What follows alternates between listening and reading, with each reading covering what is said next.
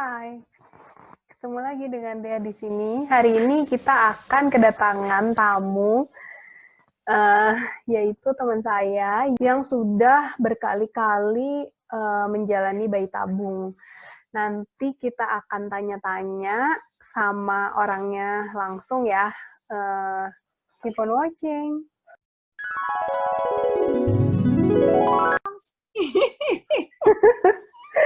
Ini pertemuan pertama kita, soalnya kita mau membahas beberapa pertanyaan. Jadi ini teman aku namanya Vivi. Dia udah Halo. Jadi Vivi ini udah berkali-kali bayi tabung. Nah, kita coba dengar pengalamannya dulu ya. Sekarang mungkin jawab beberapa pertanyaan dulu kali ya, biar apa namanya, Biar tahu alasan kenapa perlu bayi tabung ya. Enggak, biar arahnya itu jelas. Jadi ini pertama nih, kamu tuh udah berapa kali sih melakukan bayi tabung? Sampai sekarang sebenarnya kalau buat fresh yang mulai dari awal itu ya, yang namanya fresh cycle kan memulai dari awal. Itu baru sekali. Tapi kalau sama frozen embryo transfer udah totalnya 3 kali. Oke, berarti 4 kali ya sampai sekarang. Terus itu dimulai dari tahun berapa aja? Dimulai dari tahun 2018.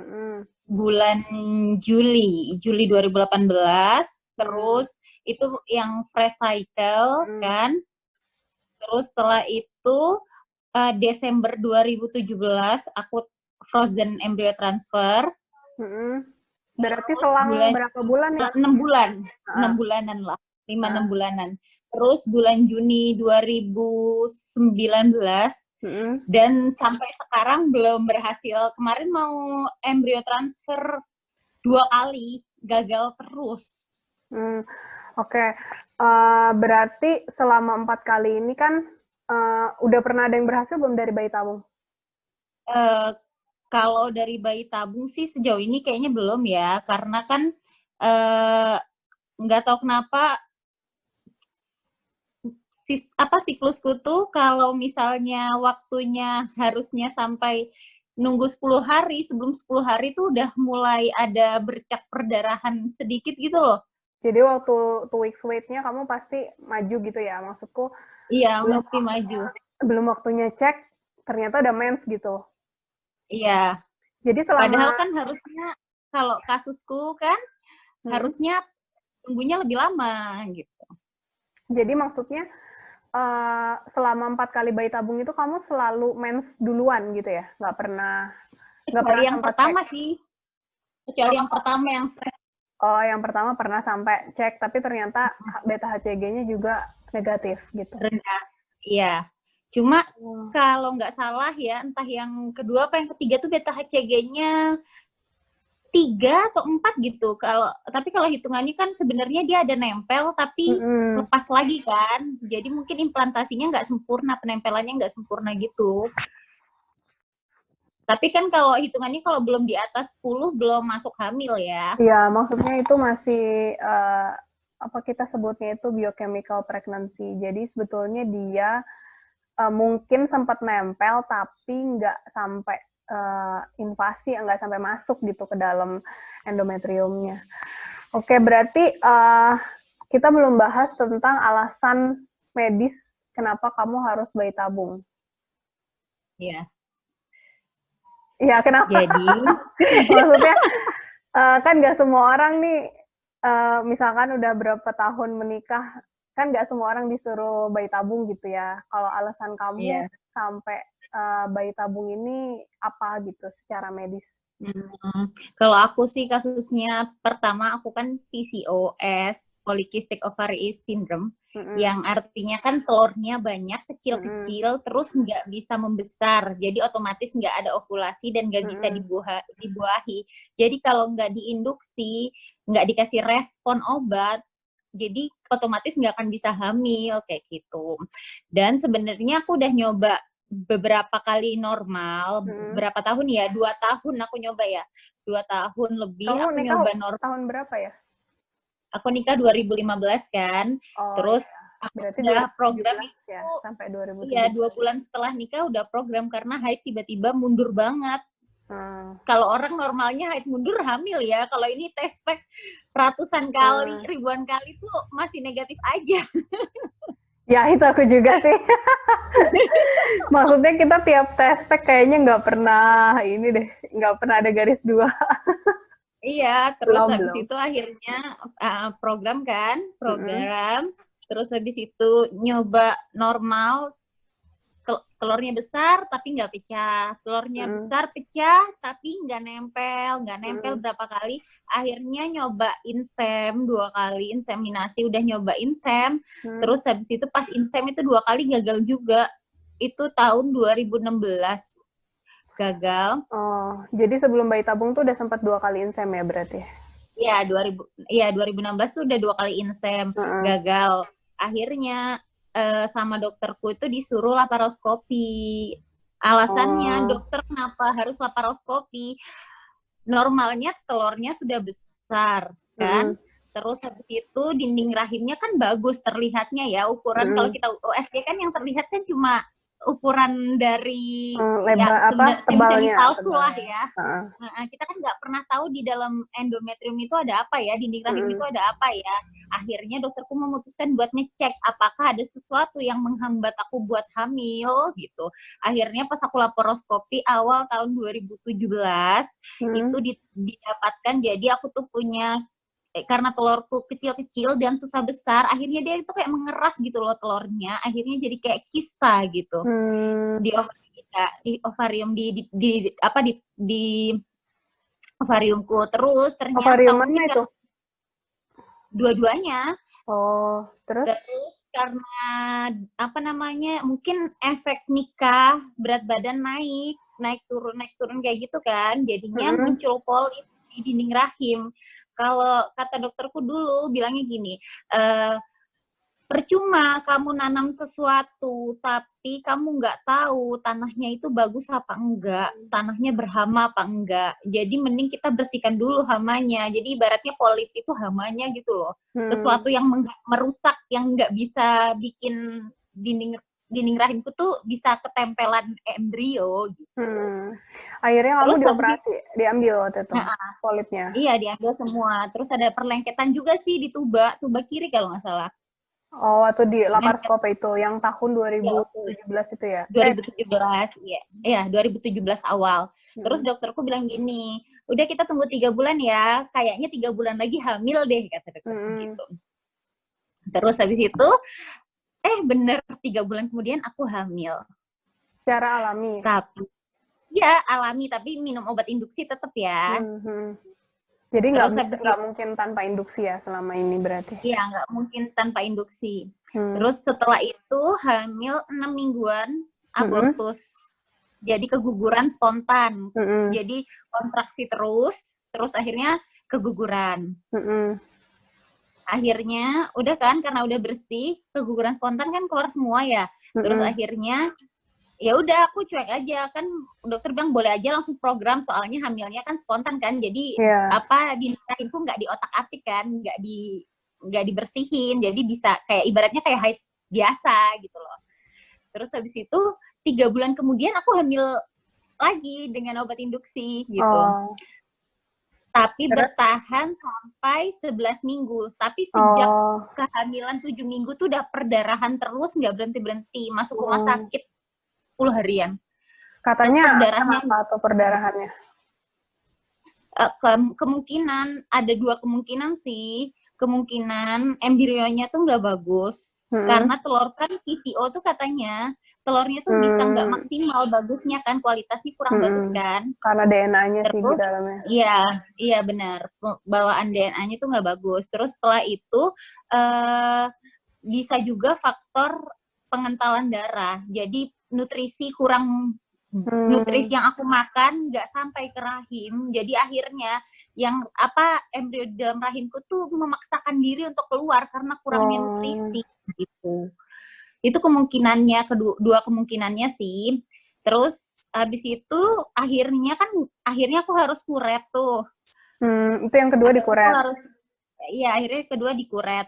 Akhirnya setelah itu iseng periksa lagi kan kebetulan suami pindah ke Malang waktu itu programnya di Semarang. Akhirnya ke dokter infertil yang di sini juga.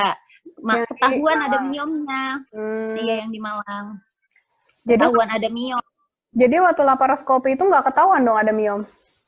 Soalnya miomnya di luar, entah belum ada apa masih kecil banget, jadi nggak gitu kelihatan kan. Terus kemarin itu pas kelihatan itu miomnya ukurannya 3x4 cm. Tapi karena di luar, dokter bilang nggak usah diapa-apain, nanti diambil sekalian kalau kamu udah punya anak. Soalnya kalau kamu ambil sekarang, takutnya lengket di mana-mana, bener kan? Nah, terus setelah itu minum metformin, olahraga teratur. Waktu itu lagi jalan-jalan sih, terus 3 bulan nggak haid. Oh, itu sempat histeroskopi sekali. Jadi diteropong, poliknya muncul lagi kan, udah diambil, tumbuh lagi, udah diambil, tumbuh lagi kayak gitu. Udah diambil tuh, terus dokter bilang, ya udah kamu nunggu aja haid, kata dokter gitu.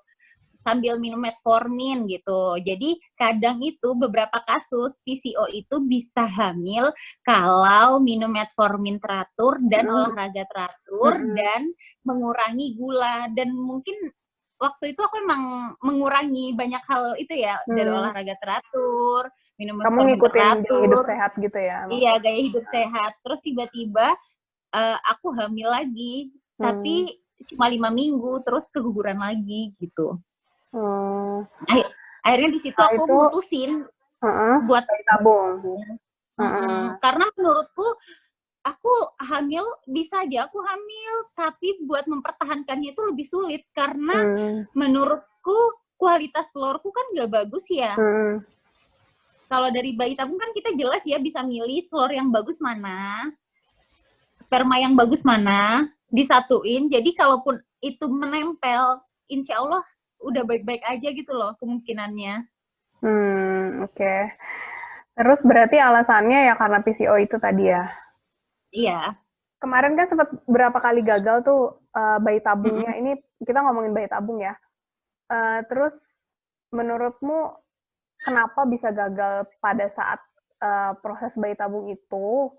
Itu gagalnya pada saat setelah transfer atau memang pernah sebelum transfer? Kalau jadi kalau hitungannya proses yang aku lewatin tuh sebenarnya banyak banget ya. Karena buat PCO itu nggak semudah orang normal kayak kasusnya Mbak Dea ya. Kalau Mbak Dea kan, kalau Mbak Dea siklus biasa aja bisa tanam gitu kan. Kalau kasusku tuh belum tentu bisa tanam karena PCO telur itu kan nggak bisa matang sendiri. Jadi otomatis dinding rahim buat menebal pun kan susah kan. Kayak gitu. Jadi kadang itu udah nebelin dinding rahim belum sampai 8 mili dia turun lagi kayak gitu. Baru sampai 7 mili turun lagi. Jadi setiap bulan tuh aku harus tetap kontrol. Jadi kalau misalnya tiba-tiba dinding rahim oke, langsung tanam gitu.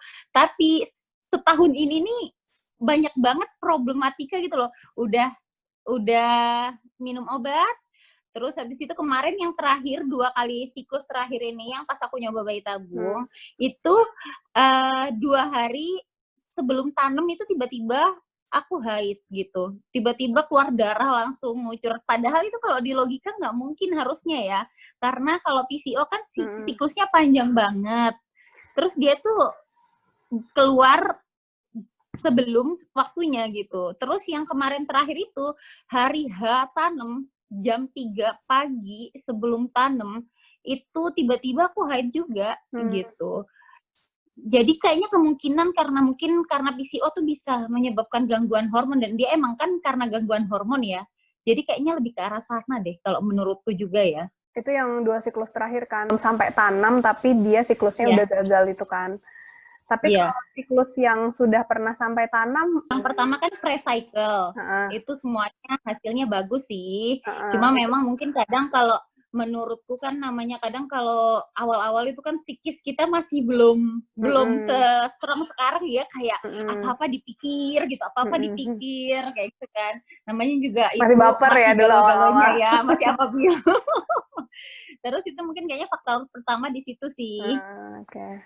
Terus kalau yang kedua, sebenarnya aku udah santai aja yang kedua itu. Cuma menurutku kalau kemarin dari melihat dari aku gagal tanam, dokterku bilang kayaknya kamu nggak cocok sama jenis progesteronnya deh. Gitu. Kamu belum tentu cocok kan dari obat-obatan stimulasi ataupun kayak untuk fase lutealnya kayak progesteron itu kan maksudku obat apapun ya trial and error aja gitu ya. Tapi kalau yang 2 kali FET sebelum ini sempat sampai FET berarti kan? Oh, yang 2 kali, iya sampai FET 2 kali. Jadi 2 kali gagal FET, 2 kali FET, 1 kali fresh cycle. Biayanya kan banyak banget tuh mesti. Apalagi kan iyalah, nggak usah. Aku tuh banyak banget ditanya kenapa kok maksudku di umur segini kita tuh udah bisa sempat bayi tabung gitu. Mungkin kamu punya saran atau kayak tips and trick biar banyak pasangan di luar sana yang juga mungkin ya udah deh akhirnya kita bisa mau memikirkan untuk bayi tabung tuh gimana gitu. Kalau aku kenapa menurutku penting aku buat bayi tabung. Jadi aku merasa aku udah berusaha maksimal, udah hamil normal, aku udah berusaha maksudnya rutin ke dokter teratur dengan mencoba normal ya, dengan memperbaiki pola hidup sehat, tapi kan hasilnya aku keguguran kan.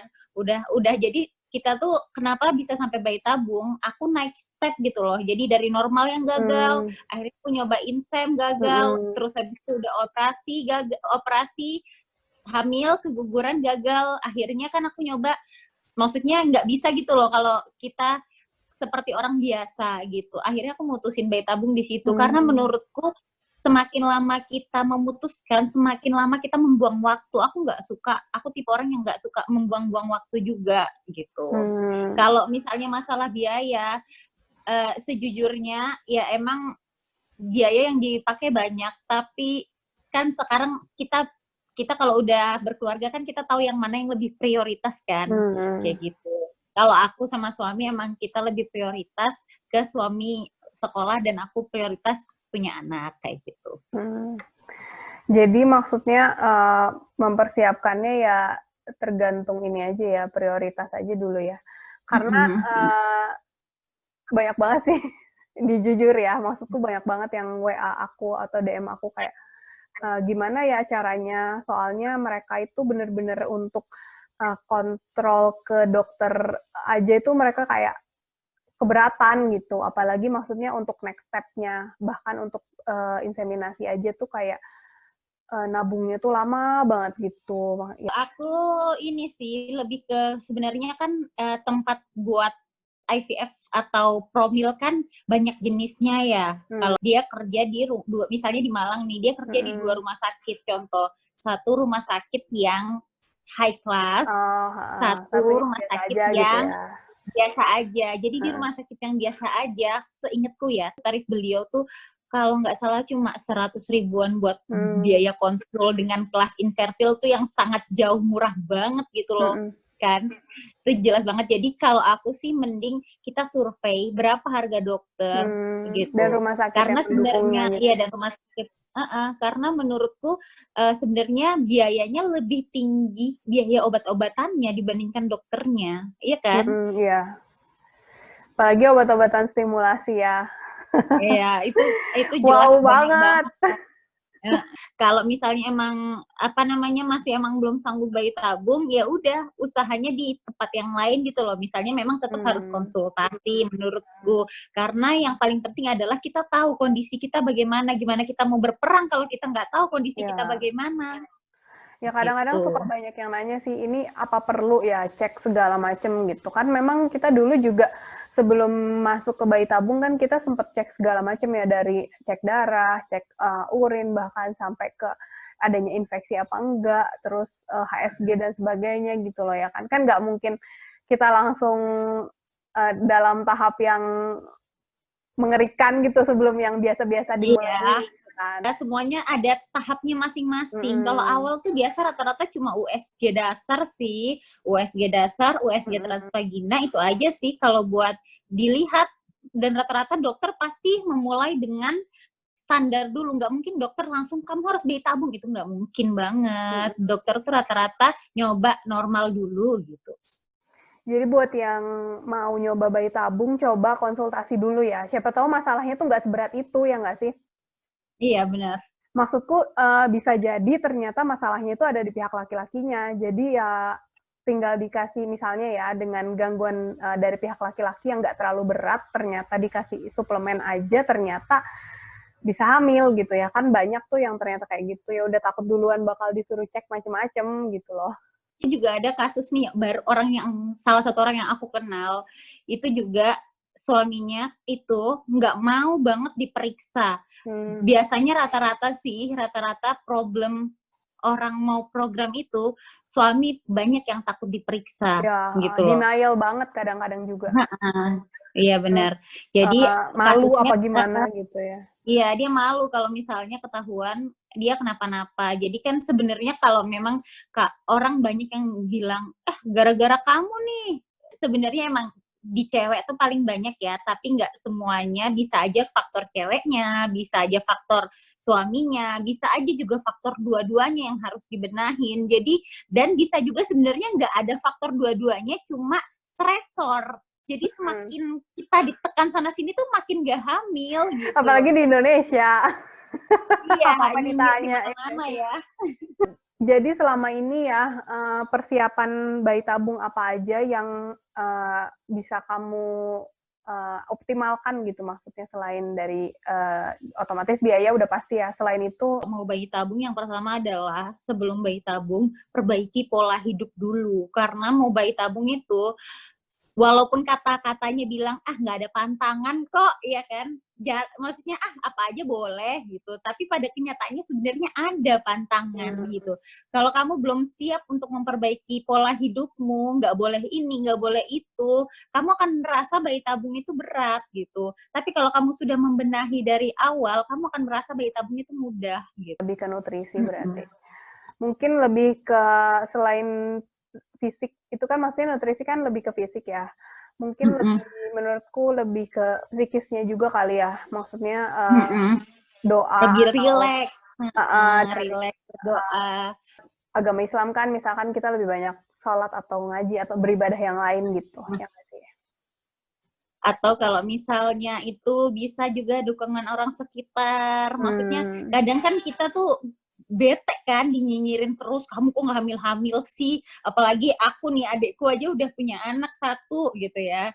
Terus kalau orang luar, kamu kenapa sih belum hamil-hamil gitu ya, cuekin aja, maksudnya dalam artian ya udah emang belum rezekinya gitu. Jadi kamu relax aja gitu, apapun yang orang nyinyirin ya udah terima aja, minta aja doa dari mereka, kali aja orang yang nyinyir itu doanya didengar Allah duluan gitu loh, daripada kita. Udah pertanyaan terakhir nih. Menurutmu saran apa aja yang bisa disampaikan untuk semua para pejuang buah hati yang di luar sana, mungkin yang belum pernah bayi tabung atau yang berencana untuk bayi tabung? Kalau aku yang pertama sarannya tuh harus siap mental dulu. Karena pertama pasti kalau bayi tabung itu lelah banget, kamu harus berapa hari sekali ke rumah sakit, setiap hari suntik buat dirimu sendiri, kayak gitu kan. Terus habis itu belum lagi omongan sekitar, ngapain sih bayi tabung, ada pasti yang kayak gitu. Jadi kamu bener-bener harus tutup telinga, kayak gitu, tutup telinga, bodo amat apa kata orang, yang penting kamu relax.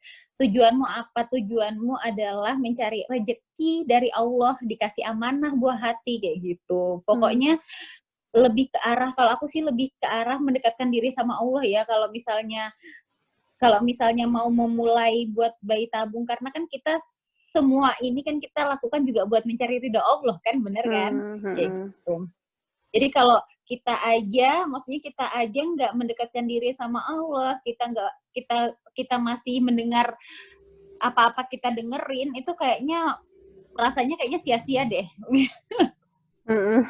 Karena udah kayak gitu aja masih gagal gitu ya, maksudnya bayi tabung kan Iya. hasilnya juga nggak tinggi itu gitu. Iya, dan kalau kamu memutuskan bayi tabung, kamu jangan pernah high expectation. Jadi kamu ngerasa, aku bakal punya anak nih dari bayi tabung. Tidak seindah itu juga bayi tabung gitu loh. Ada kalanya kamu jatuh kayak gitu. Ada kalanya kamu harus berkali-kali buat punya satu anak. Banyak banget pejuang bayi tabung yang harus berkali-kali tanam dan belum berhasil sampai detik ini, itu banyak gitu loh. Jadi kamu harus menyiapkan hati yang lapang untuk kalau misalnya kamu gagal, kamu harus benar-benar udah ikhlas apapun yang terjadi, apapun hasilnya itu semua kembali ke Allah, dari Allah buat kita gitu. Jadi emang kalau misalnya kamu masih gagal berarti memang belum waktunya gitu. Bahkan ada sih, ini aku pernah kayak DM-an gitu ya sama influencer gitu. Terus dia itu sekarang sih udah hamil, mungkin kalian tahu sih orangnya. Sekarang udah hamil dan mau melahirkan. Jadi dulu sebelum dia cek ke dokter obgyn gitu ya, dia kan sempat udah hampir 2 tahun apa 3 tahun nikah gitu. Akhirnya dia sempat bayi tabung lah yang pertama.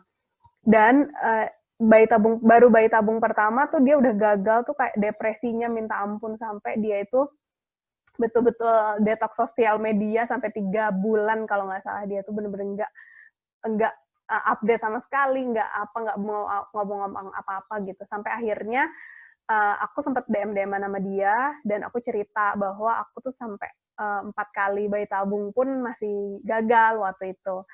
Terus akhirnya dia kayak mulai, oh ternyata itu mungkin terjadi gitu. Jadi dia pikir kalau bayi tabung tuh udah kayak jawaban atas segala hal gitu loh. Ternyata kan enggak gitu. Soalnya banyak orang yang mengira bayi tabung itu pasti berhasil, padahal sebenarnya belum tentu berhasil gitu loh. Jadi bayi tabung itu ya salah satu ikhtiar juga, maksudnya ya tetap gambling, maksudnya ya kadang berhasil dengan mudahnya, kadang juga ya harus berkali-kali juga. Jadi sebenarnya kalau bayi tabung itu lebih ke arah ikhtiar, tapi yang sudah paling dekat ke arah keberhasilan. Tapi belum tentu pintunya terbuka gitu loh, ibarat kata. Jadi ibarat kata manusia itu hanya bisa mengantar sampai depan pintu, tapi belum tentu pintunya tuh terbuka. Kalau pintunya terbuka, ya udah kita berhasil. Tapi kalau pintunya masih tertutup, kita tetap nggak akan berhasil gitu. Oke deh, ini percakapan kita yang pertama. Mungkin nanti kalau ada kesempatan lagi atau misalkan kita sama-sama udah hamil ya, insya Allah. Amin. Kita akan bahas lagi untuk kehidupan setelah berhasilnya bayi tabung ya, mudah-mudahan. Amin, ya mudah-mudahan ya. Karena di tengah pandemi ini. Karena kan lagi pandemi gini, jadi kayak banyak banget halangan untuk bayi tabung. Terutama apalagi buat kita yang nggak bisa hamil alami kan kayaknya sungguh berat. Padahal yang lain banyak yang hamil ya di tengah pandemi. Iya, justru COVID ini harusnya di kamar terus loh pada hamil, tapi tidak untuk kita. Ya udah, kalau kita gitu. Memang harus berusaha. Oke. Makasih atas waktunya. Ya. Assalamualaikum. Dadah. Waalaikumsalam.